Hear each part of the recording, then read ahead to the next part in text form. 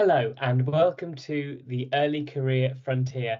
My name is Alistair and I am one of the graduates here at Holmes England, and I am delighted to be joined today by Sam Bishop, who is an accredited psychotherapist, performance psychology and executive coach.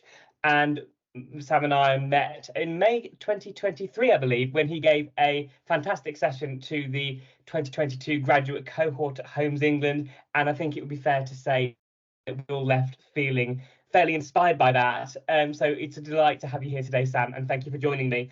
So I'm going to stop now and hand over to you. So to begin with, could you tell us a little bit about yourself, your background, your journey, actually, and what inspires you to do the job that you do? Absolutely. Alistair, thank you very much for that introduction, and thank you for the invitation to be with you here today. So a little bit about my background and a little bit about my journey. My background initially started at university by studying in psychology. So I did a psychology degree, and that was fueled by my passion for people and my curiosity about people and human beings, the way in which we think in the world, the way in which we feel in the world, and ultimately how we all behave in our very unique and different ways. So I really enjoyed my 3 years at university studying psychology, but when I reached the end of the course, recognized that I wanted to progress further and do further academic studies, and decided not to go into a specialist field within psychology, but instead go to psychotherapy. And so I then did a 4-year master's program in psychotherapy, which was fantastic because, again, it gave me more opportunity to learn and study more about people, the mind, our emotions, feelings and behaviors, but ultimately left me with the opportunity then to leave university with a master's degree in psychotherapy. I worked on my accreditation, and then that gave me the opportunity then to come out and work with people in that space, and started a practice, which was initially very much a general practice, but very quickly was very fortunate to have the opportunity to start working with some elite professional athletes. And that was initially started off in the game of football, so professional footballers. And that's evolved now over the last 11 years to work with a variety of different sports, such as footballers, rugby players, cricketers, golfers, and a mixture of both individual and team sports. So very early on in my academic journey, I was just always fascinated by people, which is why I studied for so long. 7 years at university was a good stretch of time and commitment. And then my work then, by opening up my practice, allowed me to just continue to work with people, spending time to understand themselves better, making sure that they're performing in the ways that they wanted to and living in the world in the way that they wanted to. And so that's just evolved, Alistair, over the years. So that's how I started 11 years ago. My journey over the last 11 years has taken me to continue to work at times in sport. It also now takes me at times to working with businesses and organizations. And so your introduction was great. It's great that it was an inspiring session. I'm pleased that that was your way of describing our first meeting. But really what that has opened up is the opportunity for me to work now with a variety of different people, whether that be individuals or teams, always working with them to help understand themselves better. And that could be psychologically, so what goes on in their mindset and the way in which they think in the world. It could be very emotionally, so what's going on emotionally for them in their mood or their way in which they feel towards the world or the people around them, and then ultimately how they behave as well. So it could be a Premier League footballer playing in front of 70,000 people on a Saturday. It could be a graduate group at Holmes England thinking about how they're progressing and performing in their early careers. Or it could be a senior leader within a large global organization who wants to work on a one-to-one basis to make sure they're getting the very best out of themselves. But I suppose in a long-winded answer, that's a little bit about my journey, my background, and why I do what I do. No, that's really fascinating. And I think the fact you work with so many different kinds of people, whether it's sports people, businesses, is such an interesting journey to go on. And actually, you touched on it there, but what I'd love to kind of hear more on is that you've used this phrase, I think I've heard you say it before, your passion for people, and that really comes across. Could you kind of delve into a little bit more of what that means to you, what the philosophy behind that is, perhaps? Absolutely. So from a very early age, and I'm probably thinking now in my teenage years, I was probably about 13 or 14 and became very, very curious about people within my family, people within my friendship groups. The fact and the reality that we would be in classes at school, there'd be 30 of us, something would happen or something would be said, and people would view it in very different ways or experience it in very different ways. And so that was just naturally within me. I think I've always been curious about people and trying to understand a little bit more about not only how I think and feel and behave, but how they do too. And so that curiosity and that passion for people was then ignited when I learned that I had the opportunity to go to university and study more about this. So it went from just being a passion or an internal feeling to then being something that I could study and learn more about. And so when I was attending lectures, And whilst I was at university for the 7 years, of course, it was a long commitment. And of course, at times it was hard work. But I was always fascinated by the topics, always fascinated to learn more about why, for example, you and I could be together this afternoon. We could face a significant event or something could happen around us, and you would interpret it in one way and I would interpret it in a very different way. And that still today, after all of my years of study, after all of my years of being in practice, still fascinates me and still fuels a curiosity within me, the reality that we would view that same situation in a very different way or feel very differently about it or have a different interpretation. And so when I'm then working with my clients, and as we've now identified, that could be business and sport, it could be working with them on a one-to-one, it could be working with them as a team, I'm always fascinated and curious and pulled to the people in those situations and scenarios. So whilst I have got frameworks and models that I know can be applicable to the majority of people, my passion for people is really about centering the focus on them and making sure they get the opportunity to learn more about themselves. And that's what makes me get out of bed every morning and still be really passionate to do the work that I do. And as I said, that could be a one-on-one athlete, or it could be a large team within a big organization. It's always to show up and try and be the best version of myself that I can be, so that they have the opportunity to either learn more about themselves or learn more about how they're interacting with each other to ultimately be healthy and happy people, but also with the lens that I work within is to make sure they can perform at their very best too. That's incredibly insightful. Thank you so much. And I think that point on interpretation is really fascinating. So that kind of ties into the next point I'd like to touch on is when people interpret the world around them, let's say the general point, what are the things that you find influence that? And does that affect the way they are motivated to do things, or whether they're motivated in their work life or their professional life or personal life? Sorry. No, I'd be really fascinated to kind of touch on that. Yeah, no, great question, Alistair. The position around interpretation, I still think there's still a huge amount that we can learn within the world of psychology and psychotherapy about why people interpret situations and events in the way that they do. There are some schools of psychology, psychotherapy would say that's all about our childhood, that's all about our backgrounds, that's all about the environments and the places in which we grew up, which leads us to interpreting the events and the situations around us. There'll be other maybe more modern ways of viewing that, and actually it's more about us as an individual person having control in our worlds today to be a little bit more controlling of the interpretation that we place, and whether we focus on the negative or maybe we focus on the positive. So again, I think that there is a lot that we can take from the different schools, the models, the frameworks. But again, if I'm very blunt and direct with you, Alistair, I always want to spend time working with the individual to help them understand why they view or interpret things in the way that they do. So I don't think there's a one golden rule or one answer in that space. I just know that interpretations are very precious and very unique to individual people, which is why I spend so much time trying to make sure that people understand why they interpret things in the way that they do. And if they like them, great, let's leave that interpretation in place. But sometimes, in the majority of the time, actually, people don't like their interpretation, or they don't like the impact something has had upon them. So they have a desire to change or create a change in either how they're viewing that situation or how it's impacting upon them in that interpretation. And I suppose your question then lends itself really nicely into that link into motivation and motivation within people. Again, I think that there are some really fantastic awarenesses that we now have about, for example, the differences between people that are longer term versus shorter term motivated. So there may be some people that I work with, let's use sport as an example. There may be some athletes that I work with in, say, a football team that are really, really motivated by the longer term. They really want to perform well today, train well today, be the best versions of themselves today, because they want to win the league at the end of the season. They want to be top of the table in 38 games time, for example. But there'll be other players in that dressing room or in that team that aren't motivated by the longer term and actually are motivated by being the best versions of themselves today and showing up, being the best that they can right now, because they want to win the next match or they want to win the next game. So I think motivation, we can learn that there are longer term and shorter term motivators, just like there are intrinsic and extrinsic.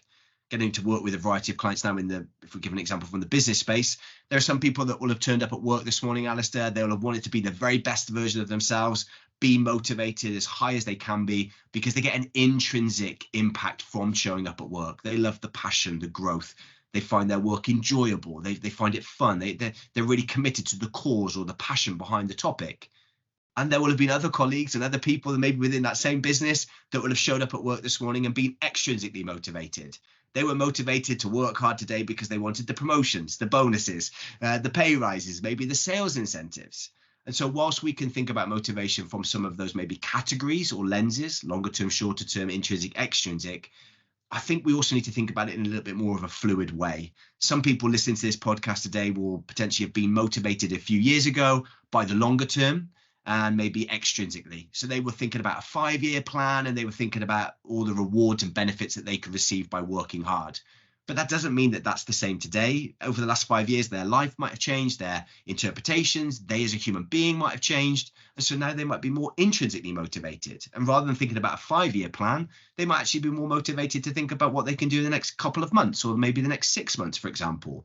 So it's always important to think about motivation in, I suppose, in grounded theories and grounded frameworks, as I've mentioned before, but also to recognize that they can be fluid. They're often very nuanced. And in my opinion, they're always very individual to each person that I'm talking to.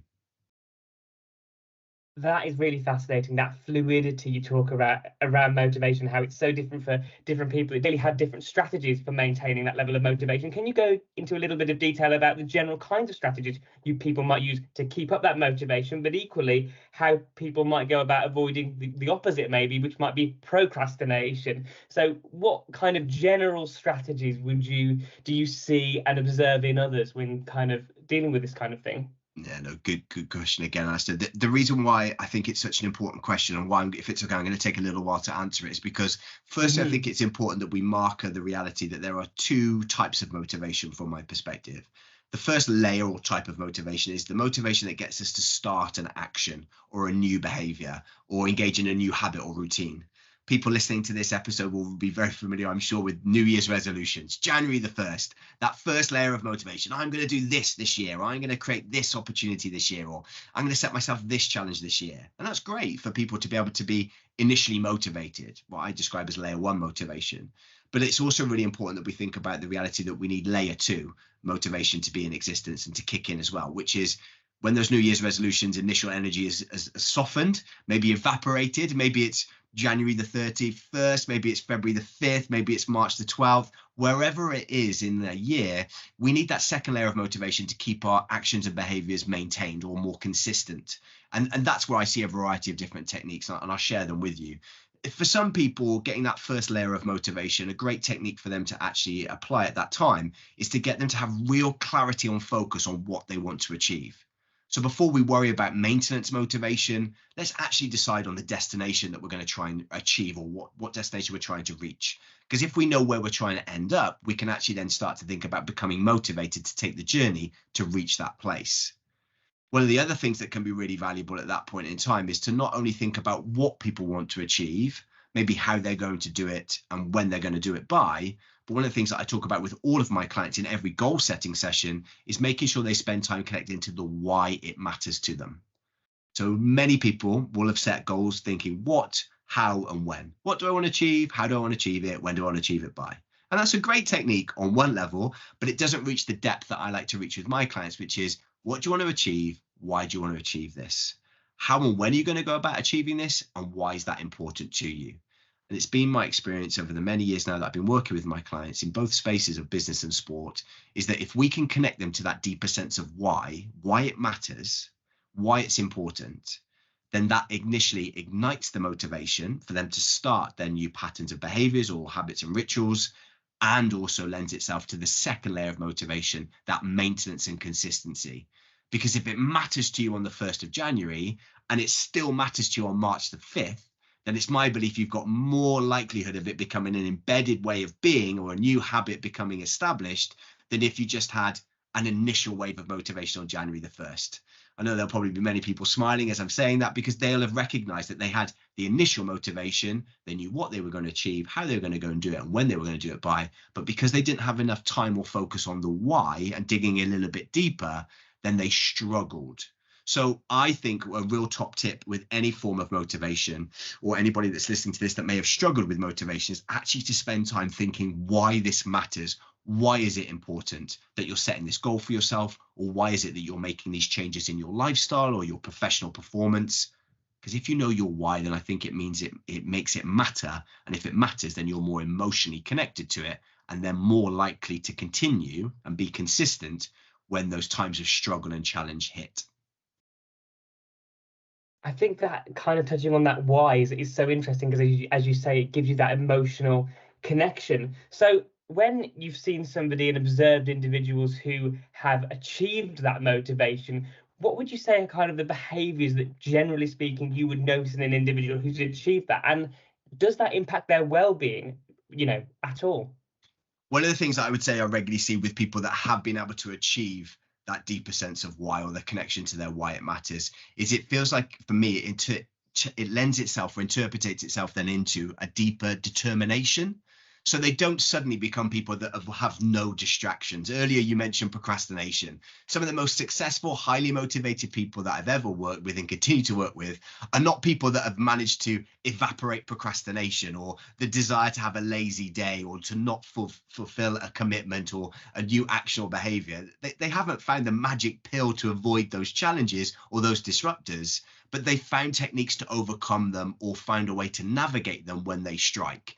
And so one of the things in which I've just given in that answer is it's like a determination. It's almost this pulse of energy within them that the motivation is so alive that I've got full confidence in them and they have confidence in themselves, that even when they can't be bothered to get out of bed and go for that early morning run, or they can't, they know that they've got to do an extra couple of hours in the office to make sure they can get that report done in the right formatting way to make sure it hits the deadline at the right time. They've got that pulse of determination within them that they know that they're going to lift themselves up. They're going to take that extra step forward and they're going to commit and follow through with the actions. So that would be how I would sort of describe it, often showing up. It's like this internal energy of, watch out, here I come. I know that I'm going to get this completed.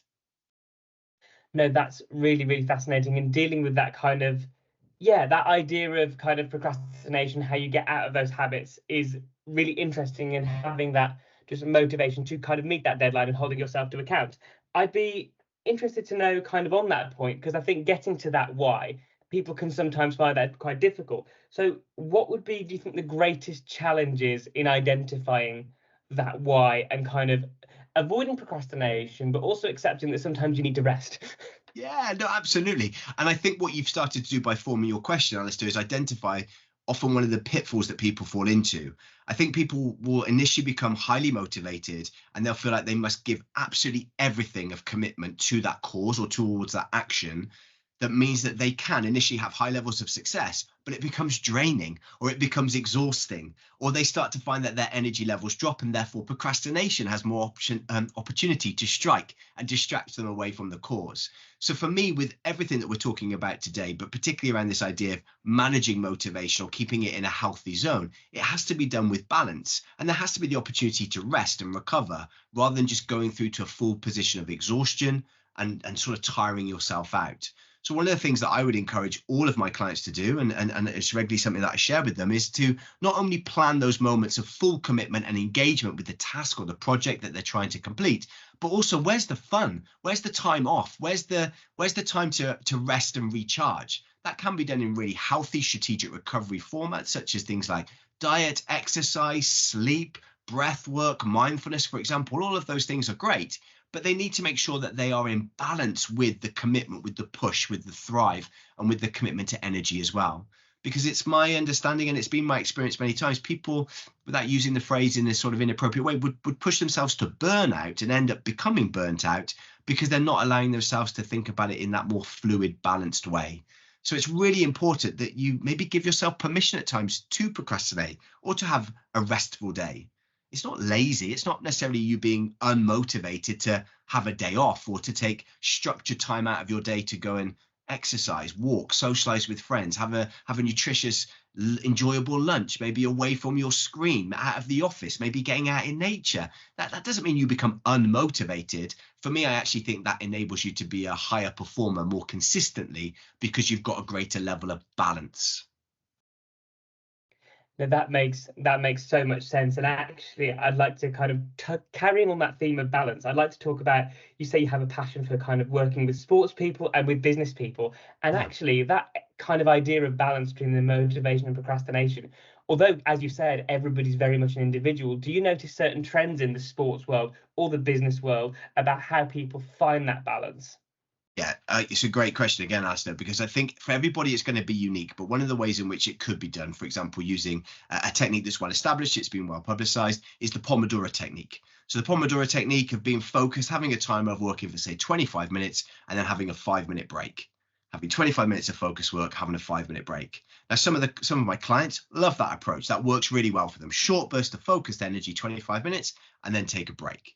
Some of the footballers or the athletes that I work with, they may arrive at training, they may have a nutritious breakfast, they may do some stretching, they may do some nice warm up, and then they'll go into an exercise window or they'll go into a training window, maybe 60 minutes, 90 minutes maximum. Then they're then coming out of that space and then they're decompressing, maybe having a team meeting, having some lunch. So it's that idea of movement and fluidity between those two spaces. Some people in businesses, they may say that, oh, that's great for those professional footballers that you work with, Sam, that they can do that. That's great that they get all of that luxury downtime. But how do we build that into our structures and our routines?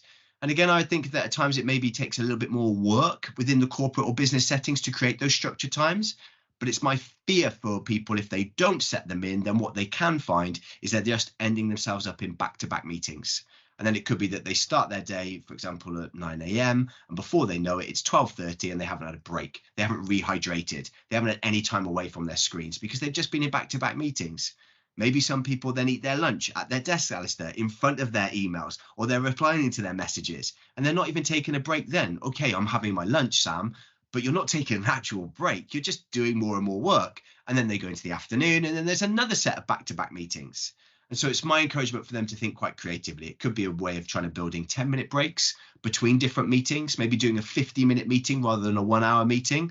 Amazing what results we've seen with some of the businesses that I've worked with, Alistair, when they decide to take that approach. Some businesses now take approaches that if you don't set an agenda for the meeting, then there is no meeting. So it makes sure that everybody's clear that this is an active workspace. We're not just there to fill time. We're there to discuss whatever is set on the agenda. Gives it a little bit more focus and a little bit more direction. But it's all about that idea of making sure that when there is a fluid approach or there is an opportunity for balance, I think in business and corporate settings, you have to work really hard to structure them, because if you don't, your diary can often get taken away from you.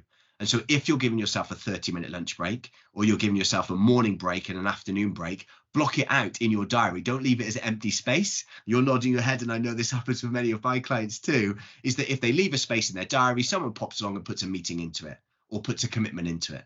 So it's really about making sure you prioritize those spaces for some procrastination or some recharge or for some nutrition or for some rest, whatever it might be, that it gets prioritized alongside the work streams.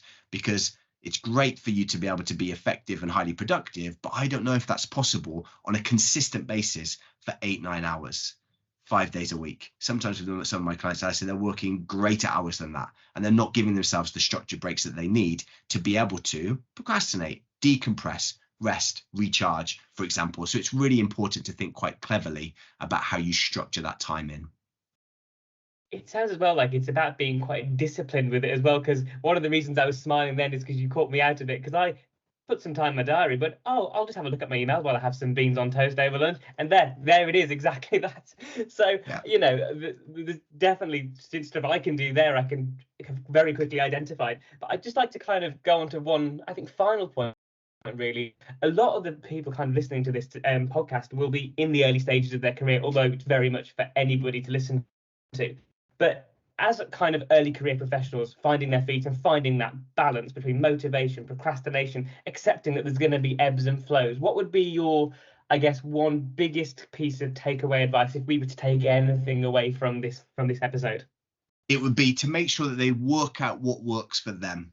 Okay. And what I mean by that, and that's a really important phrase that I talk about a lot within my client work and in my keynote talks as well, take time in your early career to find out what works for you. So right now, if you're somebody who's highly motivated in the first layer, but struggles at times to be motivated on a consistent longer term basis, spend time identifying the why. Okay, apply that technique that we spoke about earlier. That's a really important step for you to be able to take to make sure you can not only be initially motivated, but maintain, motivation on a longer period of time. But then also regarding procrastination and motivation within, say, for example, the working day, work out what works for you. Some people listening to this podcast, Alistair, will be really, really productive and be really fantastic at working at their very best in the mornings. So load up the meetings, load up those creative calls, load up that time, all of the meetings that you're going to need to do where you're going to be really pushing yourself to your very best, put them all in the morning. And then in the afternoon, then do things like maybe typing up notes, doing more administrative tasks. Maybe it's more about teamwork and collaboration discussions. Do those in the afternoon. But by identifying what works for you, then what you can start to do is you can start to make decisions that I hope will feel empowering, because you know that you're going to be getting the most out of yourself. Hopefully the majority of people on this call will want to be listening to it or listening to the podcast today, because they want to be able to either maintain what's already working for them or identify and work out how to overcome the gaps. Well, really, it's about taking quite an honest and direct look at yourself, being brave to ask yourself, okay, well, what am I doing well? Therefore, can I do more of this? Maybe where are my areas that I need to improve? And then once they've been identified, then starting to experiment, start to maybe try things out to overcome those challenges, or those areas of times where maybe you recognize motivation drops, or you enter a procrastination spiral. If that's happening for you and you're not getting the best out of yourself, identify it and try something else. Too often what people will do, in my experience, is they will just deny it exists, maybe bury their head a little bit, ignore it, and try to just move on. But the bravest and therefore the most highest performers that I get to work with are ones that are honest and then address the challenges. So celebrate your successes, do more of what works well, but also make sure you take time to think about the gaps, the areas of development, and then find some techniques that work well for you. Thank you so much, Sam. That's absolutely incredible as a piece of advice and just a philosophy generally to approaching work. I think we are going to wrap it up there. Thank you so much for giving me your time today to chat to us. I know colleagues and graduates and anyone kind of within Homes England will be incredibly grateful for this. Thank you so much. And yeah, we will be back next time with an episode of the Early Career Frontier very, very soon. Thank you so much, Sam. Thank you, Alistair. Thank you for having me today.